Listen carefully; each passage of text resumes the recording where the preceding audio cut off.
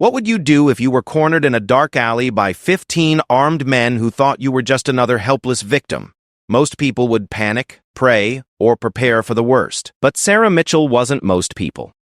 Behind her calm exterior and unassuming appearance lay 8 years of classified military training that had turned her into a lethal weapon. The muggers thought they had found easy prey that night.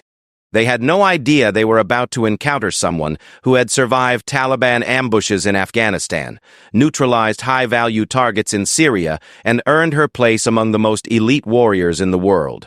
This is the true story of a retired Navy SEAL who thought her fighting days were over, until the streets of Chicago reminded her that some skills never fade and some instincts never die. When 15 predators closed in on what they believed was a defenseless woman, they were about to learn why you should never judge a warrior by her cover. Sarah Mitchell pulled her jacket tighter as she stepped off the bus at Clark and Division.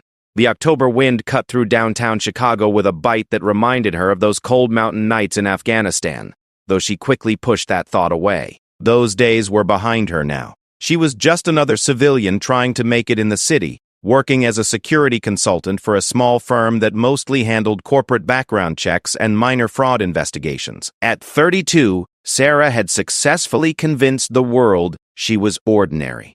Her shoulder-length brown hair was always neat, but never styled. She wore simple clothes that concealed her athletic build, and her green eyes, which had once scanned hostile territory for threats, now looked tired from too many late nights reviewing insurance claims. To everyone around her, she appeared to be just another working woman struggling to find her place after military service. The truth was far more complex.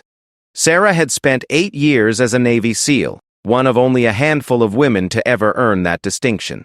Her official records were heavily classified, but those who knew could tell you she had completed 3 tours in Afghanistan, 2 in Syria, and had participated in operations that would never appear in any newspaper. She had earned a Bronze Star, 2 Purple Hearts, and the respect of men who had initially doubted whether a woman belonged in their ranks. But that life had ended 18 months ago when an IED explosion in Kandahar had left her with a traumatic brain injury and enough shrapnel scars to remind her daily of what she had survived. The Navy had offered her a medical retirement with full honors, and she had taken it, desperate to find some kind of normal life away from the constant threat of death. Chicago had seemed like the perfect place to disappear. It was big enough that no one asked too many questions, and far enough from her hometown in Montana that she would not run into anyone who knew her story. She had rented a small studio apartment in Lincoln Park, found work with Henderson Security Solutions, and begun the difficult process of learning how to be a civilian again. Most days it was harder than any mission she had ever completed. The nightmares came regularly.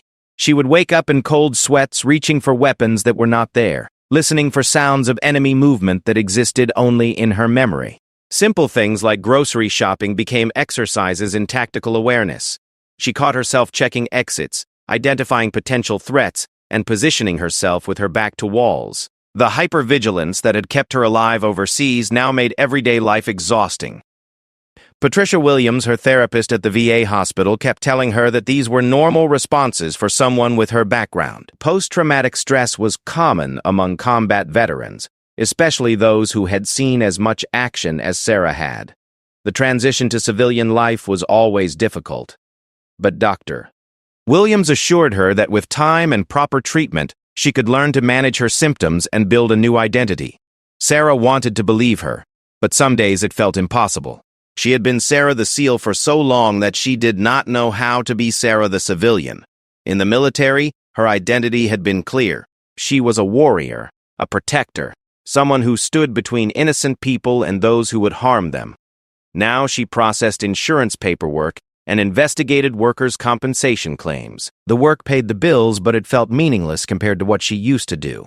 Her co-workers at Henderson Security had no idea about her background. She had told them she was former Army, which was technically true since all SEALs were trained at Army facilities, but she had left out the details that mattered. They saw her as quiet and competent, maybe a little too serious, but nothing that suggested she had once been one of the most dangerous women in the world. Jim Henderson, the company owner, was a former Chicago police detective in his 60s who had started the firm after retiring from the force. He was kind to Sarah, often asking how she was adjusting to civilian life, but she could tell he did not really understand what she had been through. To him, military service meant following orders and staying out of trouble until you could come home and get a real job. He had no concept of what it meant to spend years hunting terrorists in hostile territory. Sarah's apartment reflected her minimalist approach to her new life.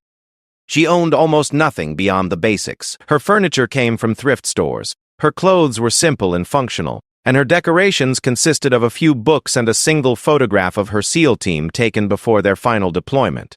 She had considered throwing the photo away dozens of times, but something always stopped her. The men in that photograph had been her brothers. They had trusted her with their lives, and she had trusted them with hers. 3 of them had not made it home. Tommy Reeves had been killed by a sniper in Helmand Province. Marcus Chen had died when their convoy hit an IED outside Kabul. And David Park had taken his own life 6 months after they returned stateside, unable to cope with what they had all seen and done. Sarah kept the photograph as a reminder of what she had lost, but also of what she had been. On the worst days, when civilian life felt impossible and she questioned every decision that had brought her to Chicago, she would look at that photo and remember that she had once been part of something bigger than herself. She had made a difference, even if the cost had been higher than she ever imagined it would be. Work at Henderson Security was routine to the point of numbness. Sarah arrived each morning at 8, reviewed her assigned cases, made phone calls to verify information, and wrote reports that would help insurance companies decide whether to pay claims. It was legitimate work, but it felt like sleepwalking compared to the intensity of her former life. Her cases were mostly mundane. Workers who claimed to be injured but were spotted playing basketball. Businesses that mysteriously caught fire just before they were scheduled to close permanently. Spouses who suspected their partners of cheating and wanted photographic proof for divorce proceedings. Sarah handled each case with professional competence, but she felt like she was using about 5% of her actual capabilities. Jim Henderson had offered her more challenging assignments. He had connections with federal agencies that sometimes needed private contractors for sensitive investigations, but Sarah had turned them down.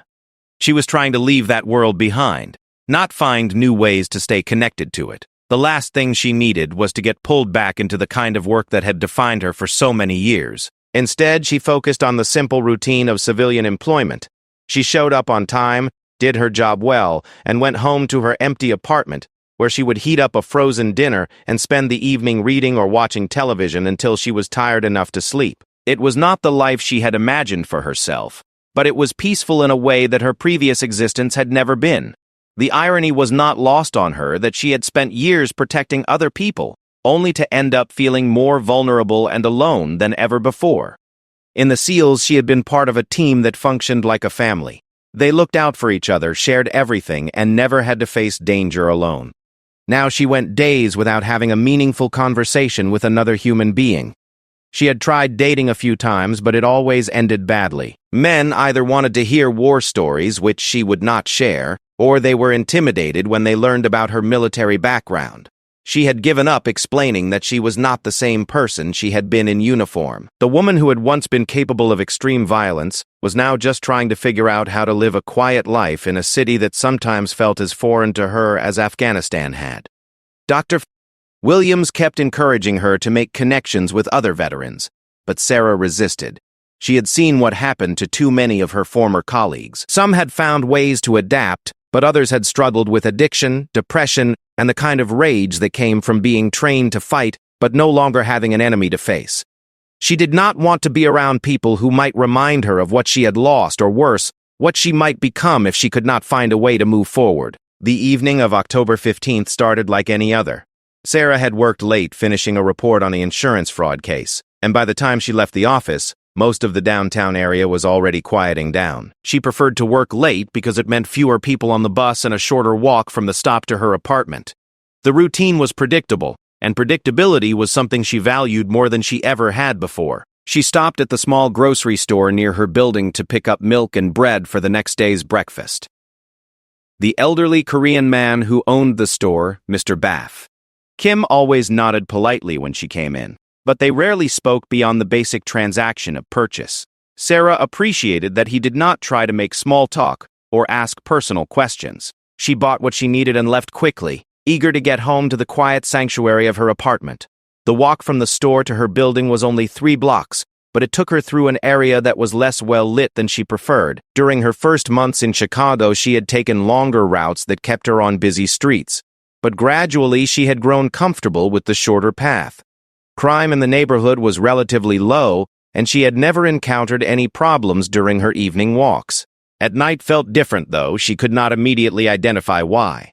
As she turned onto the side street that led to her building, Sarah felt the familiar tingle of awareness that had kept her alive through multiple combat deployments. Something was not right. The street was too quiet, and there were too many shadows where people could hide. Her training took over automatically. Without changing her pace or giving any outward sign of alertness, Sarah began cataloging her environment. She noted the positions of parked cars, identified potential escape routes, and mentally mapped the locations of doors and windows that might provide cover if necessary. Her breathing stayed steady, but her heart rate increased slightly as her body prepared for potential danger. She was still 2 blocks from her apartment when she first noticed them. Every day there was no other choice. And bigger than what? 2 tongues in Kempton from the streetlight. 3 men standing near a parked car, trying to speak as early as well. The southern town of the division between a Sunday and a sewer-in cloud of May Day and total business. Something about their positioning told Sarah they were not just hanging out, they were waiting for something, or someone. Sarah's first instinct was to turn around and take a different route home. But as she slowed her pace to assess the situation, she realized there were more of them. 2 more men had emerged from an alley behind her, effectively cutting off her retreat. As she continued walking, trying to appear unaware of the threat, she spotted additional figures in the shadows ahead. They had been watching her, probably for several blocks, and now they were moving into position to surround her. Sarah's mind raced through tactical options, but the reality of her situation was becoming clear. She was outnumbered, probably outgunned, and trapped in an area where screaming for help would likely go unanswered. For the first time in 18 months, Sarah Mitchell felt like a Navy SEAL again. The difference was that this time, she was completely on her own. Sarah continued walking at a steady pace, her grocery bag still clutched in her left hand, while her right hand casually moved closer to her jacket pocket. She had stopped carrying weapons after leaving the military, but old habits were hard to break, and her keys could serve as an improvised weapon if necessary. More importantly, her phone was in that pocket, though she doubted she would have time to call for help once things started moving. The men were closing in with practiced coordination that suggested this was not their first time working together. Sarah could see now that there were at least 12 of them, possibly more, still hidden in the shadows. They moved like a pack of wolves, taking positions that would cut off every possible escape route while maintaining the appearance of casual street activity. Anyone watching from a distance would see nothing unusual until it was too late. As Sarah reached the middle of the block, the leader stepped out from behind a parked van. He was tall and lean, probably in his mid-20s, with the kind of predatory confidence that came from years of successful intimidation. His clothes were expensive enough to suggest this was a profitable enterprise for him, and the way he carried himself told Sarah he was used to being in control of situations like this.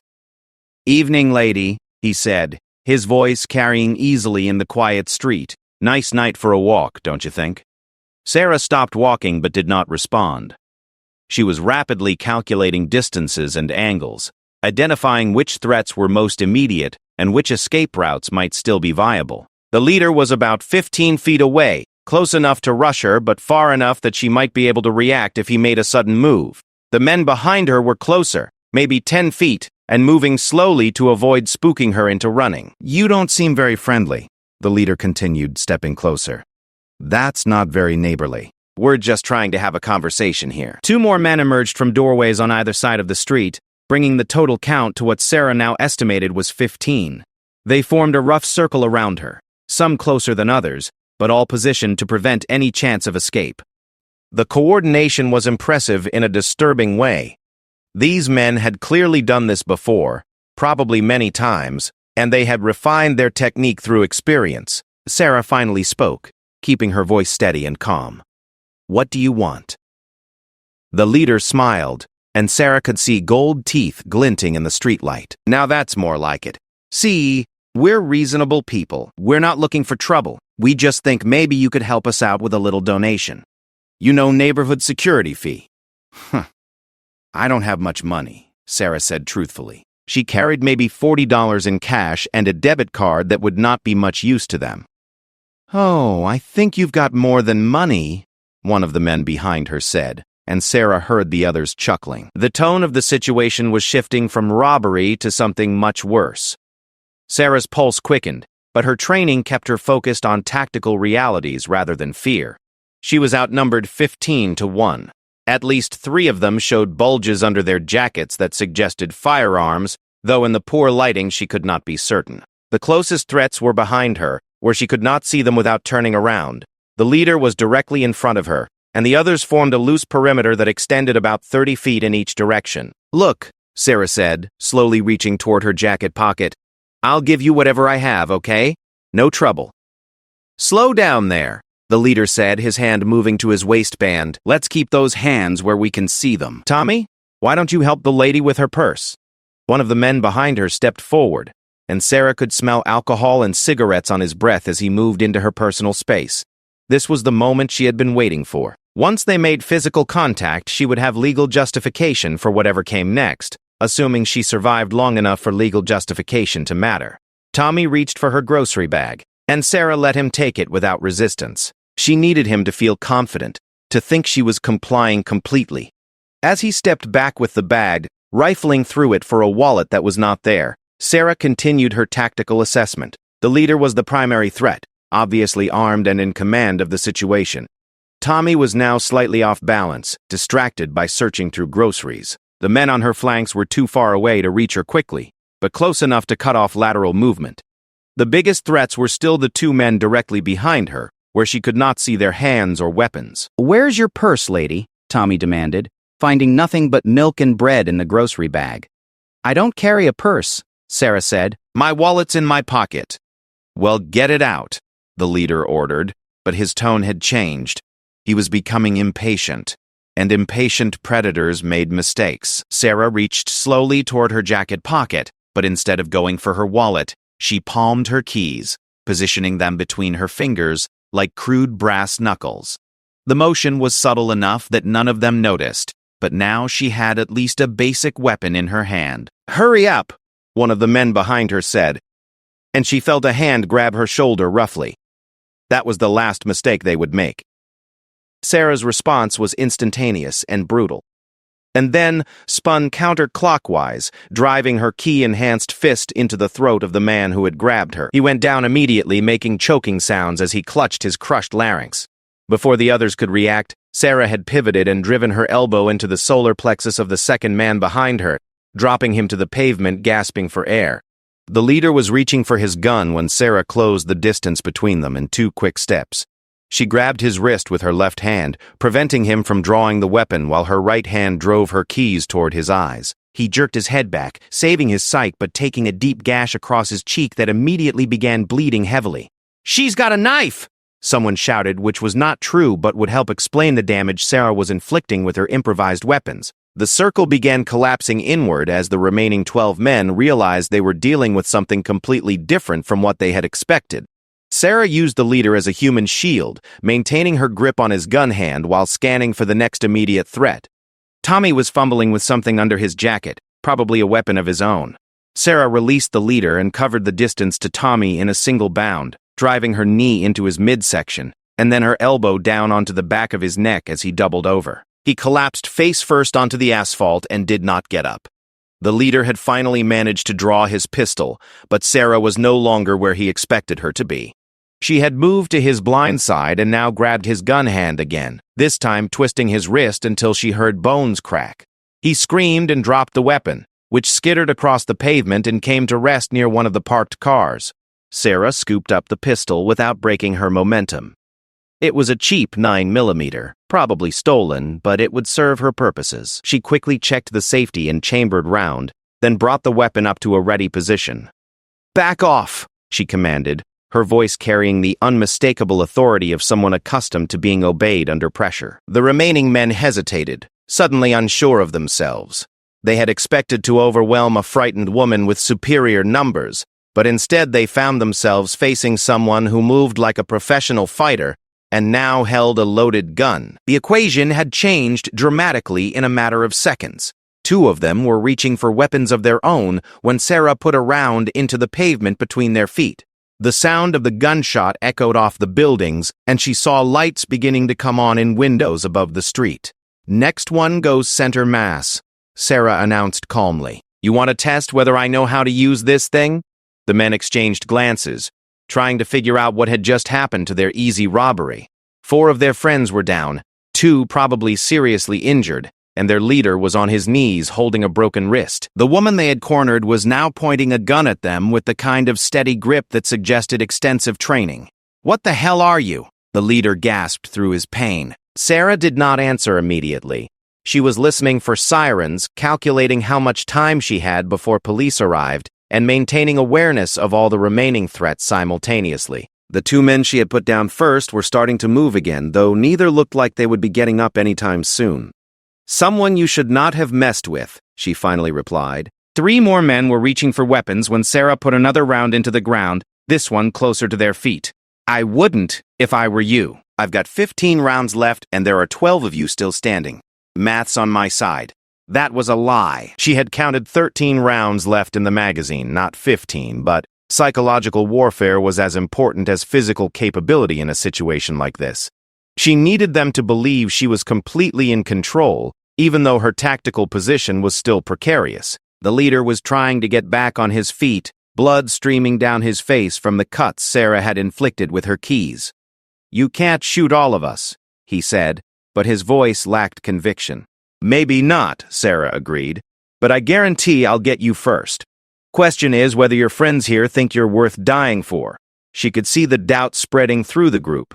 These men were predators, accustomed to overwhelming helpless victims, but they were not soldiers. They had never faced someone who could fight back effectively, and they certainly had never been in a situation where their own lives were suddenly at risk. The sound of approaching sirens began to echo through the streets, still distant but growing closer. Someone in one of the apartments had called 911, which meant Sarah had maybe 3 or 4 minutes before police arrived. She needed to end this situation quickly, but she also needed to do it in a way that would not leave her facing serious criminal charges. "Here's what's going to happen," she announced, her voice carrying easily to all of them. "You're going to pick up your friends and walk away. Right now. You're going to forget this ever happened, and you're going to find a new neighborhood to work in. Because if I see any of you again, anywhere, I will not be as polite as I was tonight." The leader started to object, but one of his men grabbed his arm. "Let's go, Marcus. This is not worth it." "She's just one person," Marcus protested, though he was still clutching his broken wrist. "One person who just dropped 4 of us in about 10 seconds, another man pointed out. And she's holding our gun." The sirens were getting closer now, and Sarah could see the uncertainty spreading through the group. They were street criminals, not terrorists. When faced with effective resistance and the imminent arrival of police, their instinct was to escape, not to escalate the confrontation. "Move!" Sarah commanded, and this time her voice carried the unmistakable tone of someone who had given orders in life-or-death situations. Now. The group began backing away, some of them supporting the men Sarah had injured. Marcus was the last to retreat, staring at her with a mixture of pain, confusion, and grudging respect. "This is not over," he said as he stumbled backward. Sarah kept the pistol trained on him until he was well out of range. "Yes, it is," she replied quietly, but she knew he was probably right. Men like Marcus did not forget humiliation easily, and she had done more than humiliate him. She had broken his wrist, scarred his face, and shown him up in front of his crew. As the last of them disappeared into the shadows, Sarah quickly field-stripped the pistol, scattering the parts in different storm drains and dumpsters. She could not be found with the weapon when police arrived, and she did not want to spend the rest of the night explaining how she had disarmed an armed robber. The sirens were very close now, maybe 2 blocks away. Sarah quickly retrieved her grocery bag, checking to make sure the milk carton had not been damaged in the fight, then began walking toward the sound of the approaching police cars. She needed to be visible and cooperative when they arrived, playing the role of a frightened robbery victim who had been lucky enough to escape. As she walked, Sarah felt something she had not experienced in 18 months. For the first time since leaving the Navy, she felt completely alive and utterly herself. The hypervigilance that had made civilian life so difficult had just saved her life. The training that seemed useless in her security job had proved its value in the most direct way possible. She was still Sarah the civilian, but tonight she had remembered that she would always be Sarah the warrior as well. The first police car rounded the corner with lights flashing but no siren, suggesting the officers were trying to approach the scene quietly. Sarah positioned herself under a streetlight where she would be clearly visible and raised her hand slightly to show she was not armed. Her grocery bag was clutched in her left hand, and she tried to project the image of a frightened citizen who had just survived a dangerous encounter. Officers Martinez and Powell emerged from the patrol car with their hands on their weapons, but not drawn. They had probably received a call about gunshots and a possible robbery, but they were not sure what they would find when they arrived. Sarah's calm demeanor and visible position helped reassure them that she was not an immediate threat. "Ma'am, are you all right?" Officer Martinez called out as they approached. "We got reports of shots fired and a possible assault." "I'm okay," Sarah replied, allowing a slight tremor to enter her voice. "They tried to rob me, but something scared them off. I think maybe you guys showing up spooked them." Officer Powell was scanning the area with his flashlight, noting the bloodstains on the pavement and the scattered personal items that had been dropped during the confrontation. "How many were there?" "A lot," Sarah said truthfully. "Maybe 15 guys. They surrounded me and demanded money, but then there were those gunshots and they all ran." "Did you see who was doing the shooting?" Martinez asked, pulling out a notebook. Sarah shook her head. "It happened so fast. I think maybe someone from one of the buildings up there." She gestured vaguely toward the apartment windows above them. "I was too scared to really see what was going on." Powell had found some of the blood where Sarah had taken down the first 2 attackers. "Looks like somebody got hurt pretty bad. You sure you didn't see anything?" "I was on the ground," Sarah lied smoothly, "just trying to stay out of the way until they left." The officers spent the next 20 minutes documenting the scene and taking Sarah's statement. She gave them accurate descriptions of several of the attackers, including Marcus, but maintained her story that she had been a helpless victim saved only by the intervention of an unknown Good Samaritan with a gun. The police seemed satisfied with her account, especially since it matched the physical evidence they could see. "You're lucky someone was looking out for you tonight," Martinez said as he closed his notebook. 15 against 1, that could have gone very badly. "I know," Sarah replied quietly. "I'm just grateful to be alive." After giving her contact information and promising to call if she remembered anything else, Sarah was allowed to continue home. The officers offered to escort her to her building, but she declined, saying she lived just a few blocks away and would be fine now that the area was secure. As she walked the remaining distance to her apartment, Sarah reflected on how dramatically her life had just changed. For 18 months, she had been trying to convince herself that her military training was behind her, that she could build a new identity as an ordinary civilian. Tonight had proved that that was not possible. She was not the same person she had been before joining the Navy, and she was not the same person she had been as an active-duty SEAL. She was something new, a combination of warrior and civilian that she was only beginning to understand. The skills that had made her feel out of place in normal society had just saved her life, and she could no longer pretend they were not part of who she was. Sarah's apartment felt different when she entered it that night.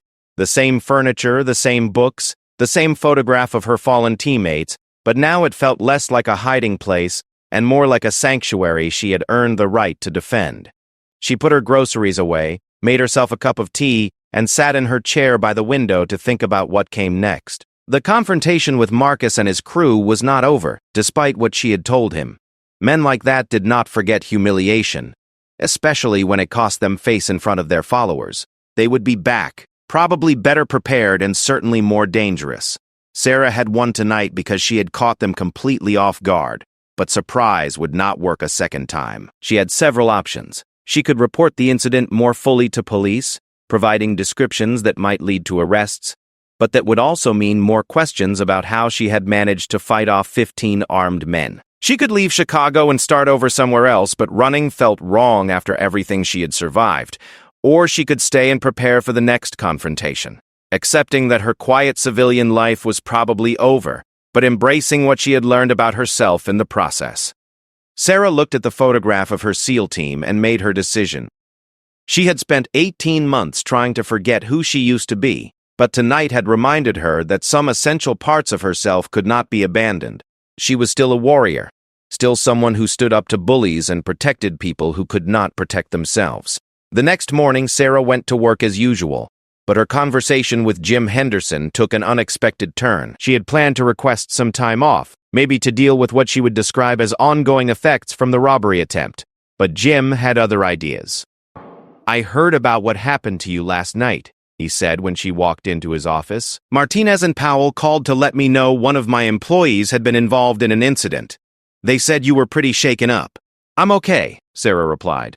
"It was scary, but I'm fine now." Jim studied her carefully, and Sarah realized he was seeing something different in her demeanor. She had tried to maintain her usual quiet composure, but something had changed in the way she carried herself. The hypervigilance that had made her seem nervous and jumpy now appeared focused and controlled. "You know," Jim said slowly, "I've been in this business for 30 years, and I've seen a lot of robbery victims. Most of them take weeks to get back to normal, if they ever do. You look like someone who's ready to go hunting." Sarah started to protest, but Jim held up his hand. "I'm not criticizing. I'm just saying that maybe I misjudged what kind of person you are. The feds called yesterday about a contract job, high-level executive protection for a witness in a terrorism case. I turned it down because I didn't think we had anyone with the right background for that kind of work." "What are you saying?" Sarah asked. "I'm saying maybe you're not just former Army like you told me, and maybe that's exactly what we need around here." Sarah considered her response carefully. She had spent so long trying to hide her true background that she had forgotten there might be legitimate reasons to reveal it. "What kind of work are we talking about?" "Corporate security for executives who get death threats. Protection details for witnesses who need to stay alive long enough to testify. Investigation of threats against federal judges. Real work, Sarah, the kind that pays well and makes a difference." Jim leaned back in his chair and studied her again. "I'm not asking you to tell me your life story, but if you've got training and experience that goes beyond processing insurance claims, maybe it's time to put it to use." That afternoon, Sarah cleaned out her desk and prepared to move to a different kind of work. Henderson Security Solutions was expanding into executive protection and threat assessment, and Sarah Mitchell was going to head up the new division. Jim had made some calls to his federal contacts, and based on his recommendations, Sarah would be handling cases that required someone with advanced tactical training.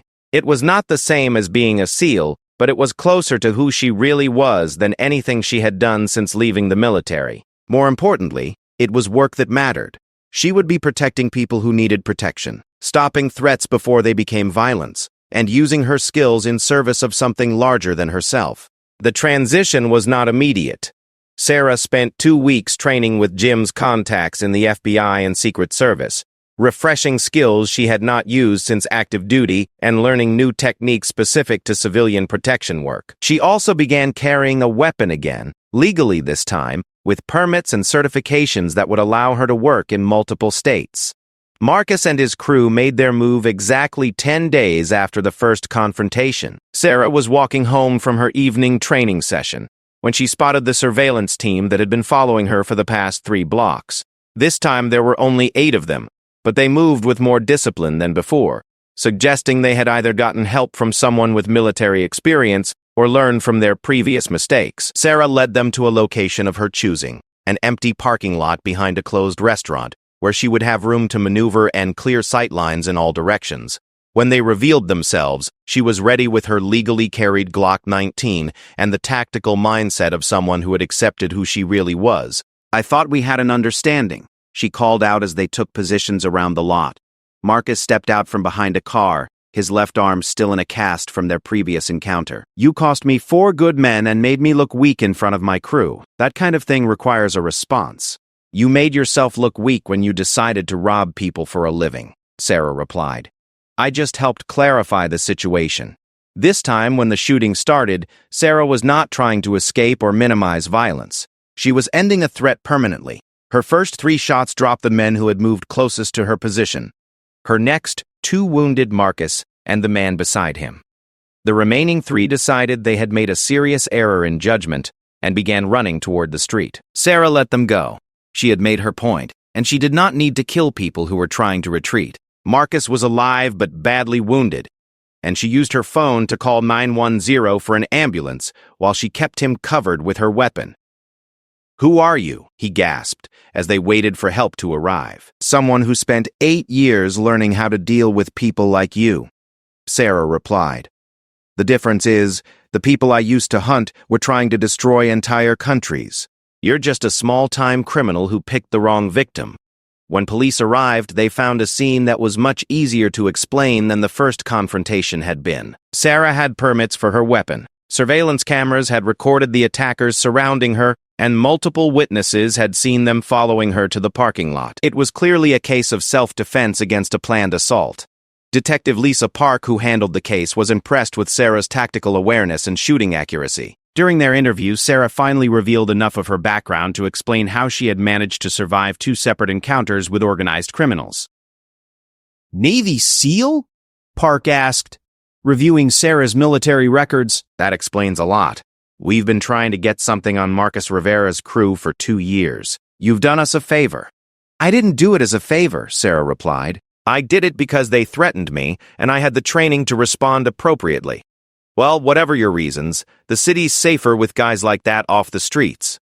Rivera's probably going to prison for a long time, assuming he survives his injuries." Marcus did survive, and he did go to prison. More importantly, word spread through Chicago's criminal community about the woman who had single-handedly destroyed one of the more successful robbery crews in the city. Sarah found that her reputation as someone not to be messed with was actually an asset in her new career. Corporate executives who received death threats wanted bodyguards who could handle serious criminals. Federal witnesses needed protection from people who would kill to prevent testimony. Judges who ruled on terrorism cases required security personnel who understood how dedicated enemies thought and operated. Sarah Mitchell, former Navy SEAL and current executive protection specialist, found herself busier than she had been since leaving active duty. The work paid well, used her skills appropriately, and allowed her to make a difference in ways that mattered to her. 6 months after the parking lot incident, Sarah moved out of her studio apartment into a larger place in a better neighborhood. She bought furniture that she actually liked, rather than whatever was cheapest at the thrift store. She started working out regularly again, maintaining the physical conditioning that her job required. Most importantly, she stopped trying to be someone she was not. The quiet, nervous woman who had processed insurance claims was gone, replaced by someone who was comfortable with her own capabilities and willing to use them when necessary. Dr. Williams noticed the change immediately during their next therapy session. "You seem different," she observed. "More settled, I guess. Less conflicted about your identity." "I figured out that I was trying to become someone I'm not," Sarah explained. "I thought I had to choose between being a civilian and being a warrior, but it turns out I can be both." "How so?" "I'm still doing the same job, fundamentally. I'm still protecting people from threats, still standing between innocent victims and people who want to hurt them. The only difference is the uniform and the location." Sarah paused, looking out the window at the Chicago skyline. "I spent 18 months thinking I had lost my purpose when I left the military. Turns out I just needed to find a different way to serve it. The nightmares were gone now, replaced by the kind of deep sleep that came from meaningful work and physical exhaustion." Sarah still carried the scars from her military service, both visible and invisible, but she no longer saw them as disabilities. They were reminders of what she had survived and proof of what she was capable of surviving in the future. She kept the photograph of her SEAL team on the bookshelf in her new apartment, but now it sat beside other photos, pictures from corporate events where she had prevented assassinations, images from federal courthouses where she had kept witnesses safe until they could testify, documentation of a life that honored her military service while building something new and valuable in the civilian world.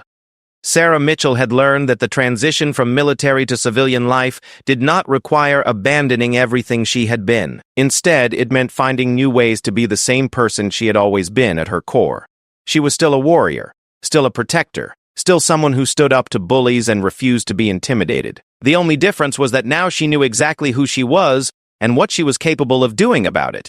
And in a city like Chicago, that knowledge made her one of the most dangerous people Marcus Rivera's crew could ever have chosen to rob. Some lessons, Sarah reflected as she prepared for another high-stakes protection assignment, were worth learning the hard way. And some warriors were meant to keep fighting, no matter what uniform they wore or what battlefield they found themselves on. The 15 men who had surrounded her that night had expected to find an easy victim. Instead, they had awakened something in Sarah that she had been trying to suppress, something that had ultimately saved not just her life but helped her rediscover her purpose. They had closed in 15 strong, unaware she was a Navy SEAL veteran. But more than that, they had been unaware that some people cannot be broken, cannot be intimidated, and will always find a way to fight back when cornered. Sarah Mitchell was one of those people, and she had finally stopped apologizing for it.